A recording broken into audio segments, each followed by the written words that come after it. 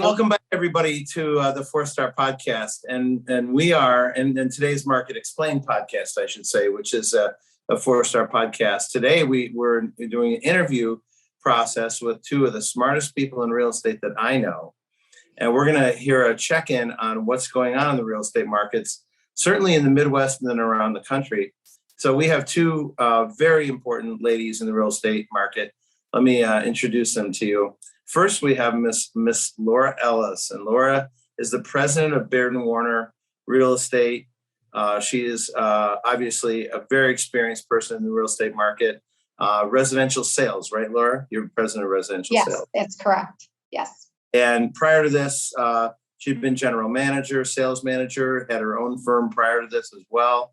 And Laura has helped lead the firm to a high prominent level in the market. So welcome, Laura, to the 4-Star Podcast. Thanks, Brian. Happy to be here. Thanks for being here. And then also working with her is another very prominent figure in the real estate markets, both in Chicago and where she's lived in Lincoln Park. And also, I will mention a little bit of Harbor Country, Michigan. So you do have a lot of experience in that area as well. And so her name is Tripti Kasal, and she's executive vice president, I believe, right? Senior vice president, actually. You just gave me a promotion, but you know. Welcome, Tripti, to the podcast. And Tripti is actually also my wife, which is also very so we get to hear from my wife and her boss, basically. But these folks really know what's going on in real estate for sure. So I guess maybe we can start out with. We had you guys with us before on the podcast and talked about real estate. And, you know, we've been through in the last 2 years, a pandemic, a very strange, very disappointing economy. But yet the real estate markets kept going up. Maybe Laura, maybe the question for you would be, why do they keep going up? And what do you see for going forward in the Chicago real estate market? Yeah, well, that's a big question, Brian. And there's a lot of factors that I think we can look at. First of all, you know, the COVID-19 pandemic really brought about some fundamental changes in home owners' personalities right now. You know, when we were forced to really sort of hunker down and be inside of our homes, and we were working out of our homes, it gave everybody an opportunity to really look around and rethink the environment that they're in.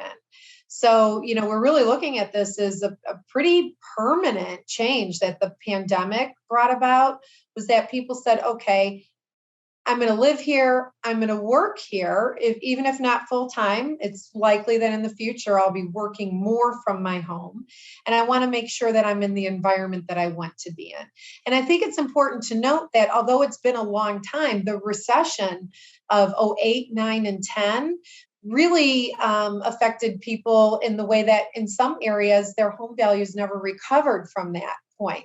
And so people were very reticent to move. Well, then fast forward, the pandemic happens and people take a look and say, you know, I'm going to spend a lot more time in my home than I thought before. And I want to really like where I live.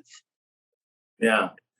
Interesting. Well, and Tripti, so, you know, I know that a lot of people are moving now. In fact, we're moving from one place to another. And it doesn't seem like the real estate markets are really slowing down. Why would that be, considering everything that's going on in the city with crime and all the other issues? Why are the real estate markets holding up? Well, before I touch on that specifically, I'm going to add a little bit to your last question, which is why did things get so crazy during the pandemic, and they're continuing in terms of the real estate market. There's also, Laura touched on it, since the recession, there was a lot of pent-up demand. So we were on a trend even before COVID happened. You know, the real estate market was probably going to get stronger, but all the moves that have happened in the last couple of years might have taken over a longer period of time. But a lot of people had wanted to move, and there was a lot of pent-up demand from a younger generation, people who were in their 20s that were either still living at home with their parents or still living with a roommate, or married and living with a kid in a small place. So all this pent-up demand would have come out, and there was not enough properties being built. So we have a big shortage of new homes. So that's what that created. So to answer your question of why are people continuing to move, that trend is continuing right now. And I think what you were touching on, specifically Chicago, why are people still moving to Chicago when all of this stuff is being heard? The press loves to exaggerate things that are going on, and I'm not going to take away from the crime issues and some of the other issues that are happening in the city of Chicago, but there's still a lot of things that have made the city a wonderful place to live. In early days of COVID, there was a thought that people would be living in the cities because they didn't want to live as close to other people. What we're seeing now, the city market has come around, especially the high-end market, is a lot of people who thought they didn't want to live near people really did. They didn't during the pandemic because they were afraid to be near people during the pandemic. But if anything, being away from them created a greater demand for interaction and things to do, and the activities and the culture and everything that's in the city. So the city is just as strong in some cases, depending on the neighborhood price point, as the suburban markets in Chicagoland. But all of them are strong, and we don't see an immediate slowdown because there is still a severe lack of homes for people to buy. And if I could also jump in, thank you, Tripti. Another really important factor here is homeowner affordability and the interest rates that have been so low for so long. And yes, we're seeing a little bit of an uptick recently, but even with that, homeowner affordability still is at all-time highs. So we've had wages increase, interest rates for the most part holding relatively low in the historical context anyway. Interest rates at 4% are still crazy low. And so you've got a lot of buying power here that's also fueling this market. So like Tripti said, an undersupply, not enough building during the recessionary years, and then the pandemic and low interest rates and high homeowner affordability, all these factors together just really create a hot market. Yes. Well, and you mentioned undersupply, and there are markets all over the country. Naturally, in the markets where people are moving, dramatically, like Texas and Florida, Arizona, those markets are on fire, obviously, and we've heard a lot about that. But it's even happening in Chicago, isn't it? And there's still so much happening. But one thing that the national real estate markets have identified is that people are trying to buy into newer properties as well. That, there are older properties that are, we've always talked about tear downs. We have a house that might be a tear down, right? And it's only about 27 years old. So people are wanting to tear old properties down and build new. So could it also be a sense that people want to buy differently? They want to buy newer things rather than someone's old house, possibly? Tripti? Yeah. Definitely. That is definitely a big part of it, and that I would say pre-pandemic, there was a glut of properties that were older. It was hard to sell something that either wasn't new or felt new. If you had something that wasn't new, you had to make it feel new. We call it the HGTV phenomena. Everybody wants their property to look like the finished product on HGTV before they even buy it. But we've gotten to the point now that there's so much more demand for property than there is property, that people are willing now to buy some of the older homes. In some cases, tear them down. In some cases, with the idea they're going to fix them up. So in a way, this inventory shortage has helped those properties that weren't in tip-top shape or weren't brand new. It's enabled sellers to be able to sell those homes too. Although that's where we see a lot of buyer's remorse when there's multiple offers. There's so many properties sold under multiple offers, and oftentimes the number one buyer who quote unquote wins the property will end up doing a walkthrough and saying, wow, this needs a whole lot more work than I thought, and they'll back out because they made Oh, really? Yes, it's very common. So you guys see this at Baird and Warner. We hear these stories about all the multiple offers, and then people who come in with a contingency are kind of like left in the dust by all cash buyers. Does it make sense to go in with a contingency anymore with as hot as real estate markets are? Or should you always just come in, make sure you have cash to buy, and then maybe take a mortgage out later after you purchase the property, if you can do that? If If you're Yeah. able to do that, Brian, you're absolutely right. It puts you in the strongest position as a viable buyer. Unfortunately, a lot of people aren't in the position to be able to do that. So, contingent upon financing is relatively common. And you can certainly, people can get pre-approved and be in a strong position. But those people that are trying to buy a house contingent upon them selling their house are really going to be left in the rear view mirror, so to speak. They're not in a strong position. Especially in a market. Tripti, you're a little off, by the way. There we are. Okay. All right.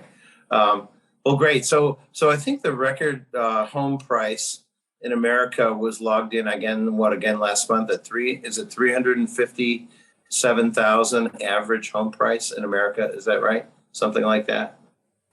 I don't know, because I don't track the national numbers. Okay. Yeah, that sounds more like the Chicago metro market average sales price. I know our company, we're just shy of 400,000 right now in the Chicago area. So with record high prices, what's making the affordability there is the low financing then. That's what you're saying, right? Absolutely. So now the big question is this Wednesday, the Fed is meeting, and it's pretty much the worst kept secret that they're going to raise interest rates. So it's also most likely that they're not going to raise a half a point, although there are all kinds of rumors. But now, after all the discussion and all the drama, pretty much the Fed is in a box, and they can't really raise a half a point, and they can't go through without raising rates, although the economy is getting sloppy because of this war. So if they do raise, that's a long lead in, but if they do raise interest rates a quarter of a point, what happens to the real estate market in the short run? Tripti, you want to take that one? Sure, I'd be happy to. I think it's hard to predict what's going to happen in the short run, because we've seen it both ways. Sometimes a quarter point interest rate actually ironically brings buyers out, and it gets them to make decisions because they're worried of a trend. So if you're a buyer who's been looking at numbers in the back of your head, you're thinking interest rates might go up, but I don't know if they will, but I haven't made a decision yet. The minute you hear that or you see that, you say, wow, I got to jump on something because it's only going to get worse. So that quarter percentage is not usually enough or significant enough for someone who is buying to say, whoa, I'm not buying now, I'm done. If anything, maybe they have to adjust their expectations. It's an interesting thing right now because we have so many buyers versus sellers, that the effect of an interest rate, even if some of those buyers back off, even if there's a certain percentage that say, I can't go that extra quarter point, there's still enough buyers in the marketplace that are going to say, well, I better hurry up and do something. So I really don't think it's going to do much in the short run. Okay. So let's say we have this one interest rate increase, and the Fed is actually, if you look at the way the bond market is priced, that we're going to have 4 interest rate increases, at least a quarter, or maybe some of them a half a point.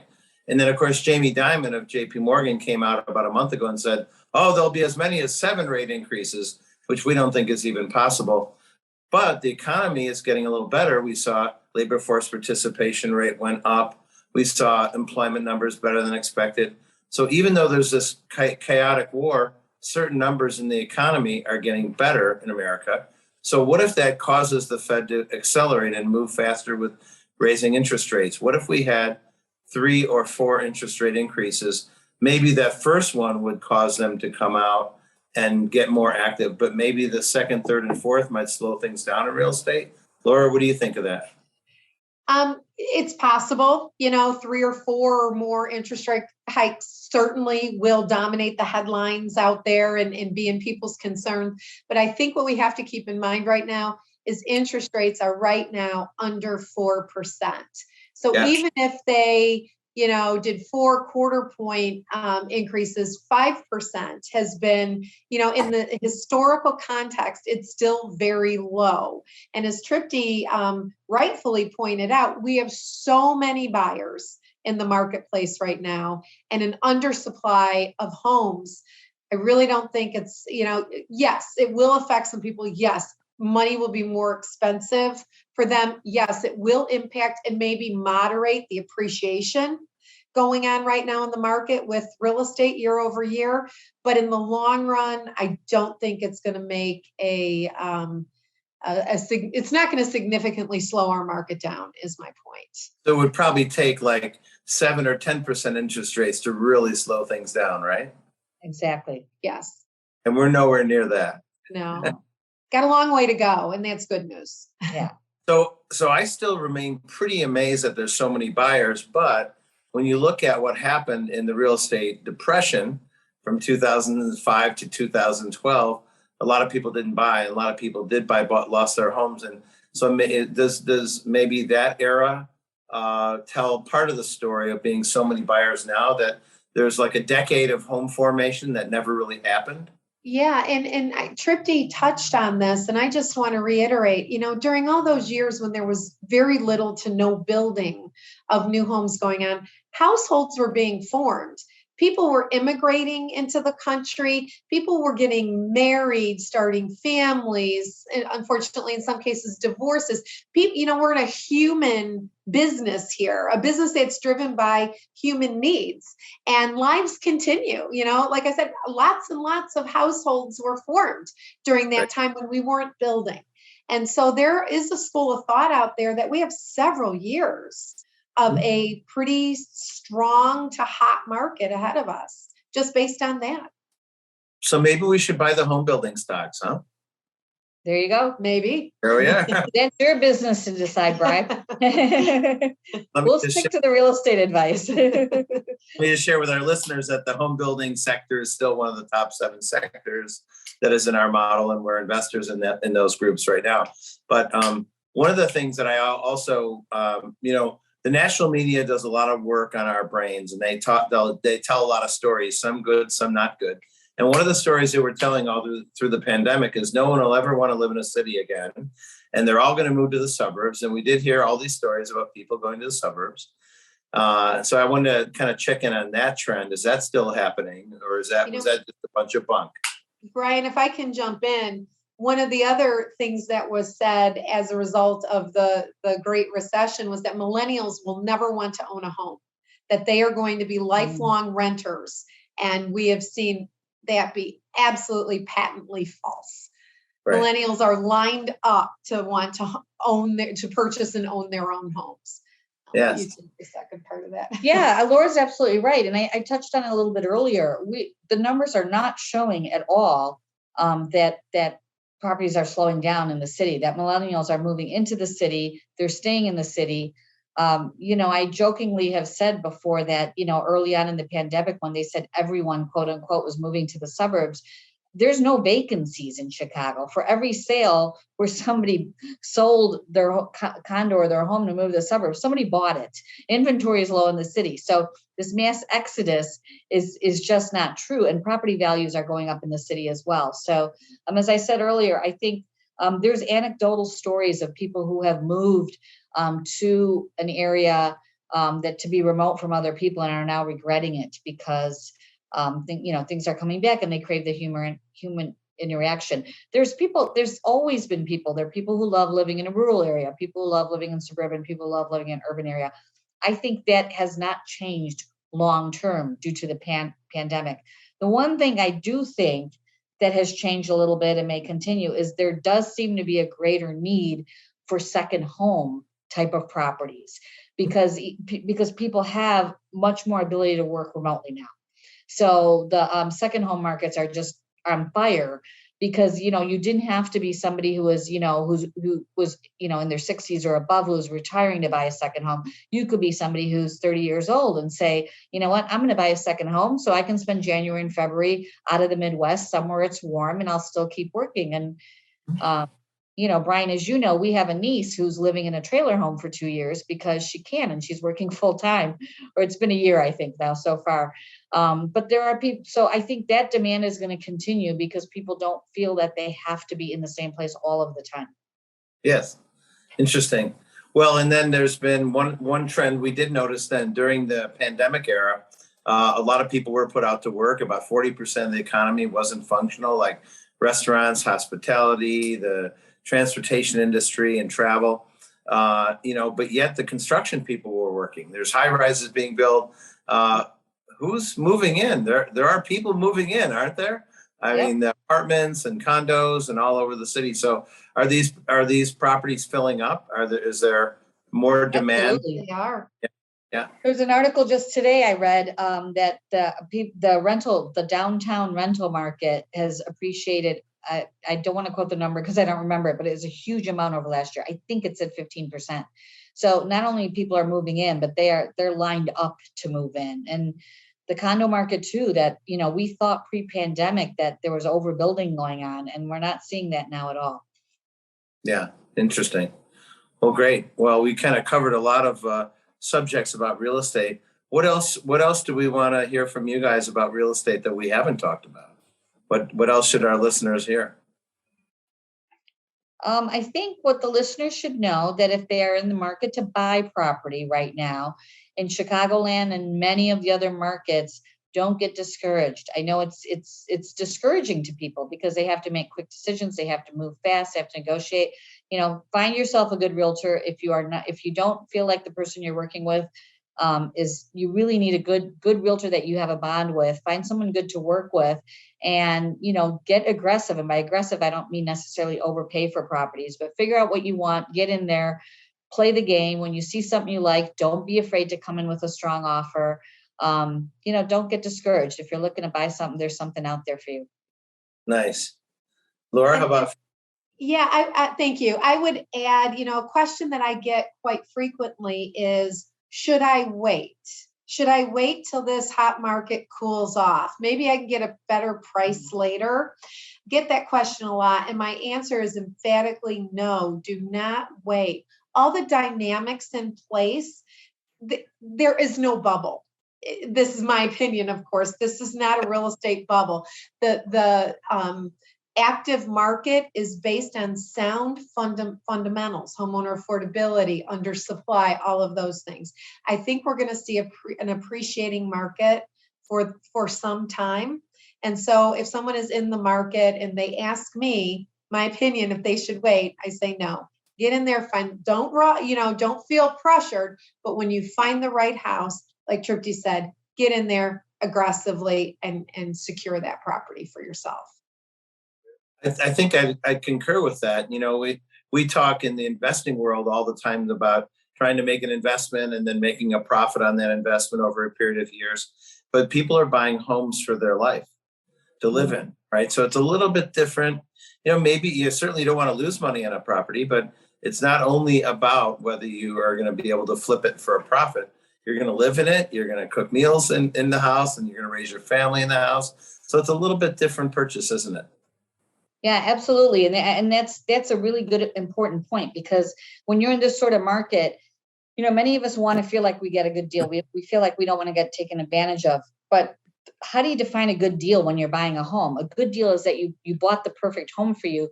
It may be a little more expensive than another home, but it's a good deal because it was right for you, because it's not like buying a stock where really all you wanted to do is go up. And actually, Brian and you and I just went through this recently because we were looking for a property and we were getting discouraged.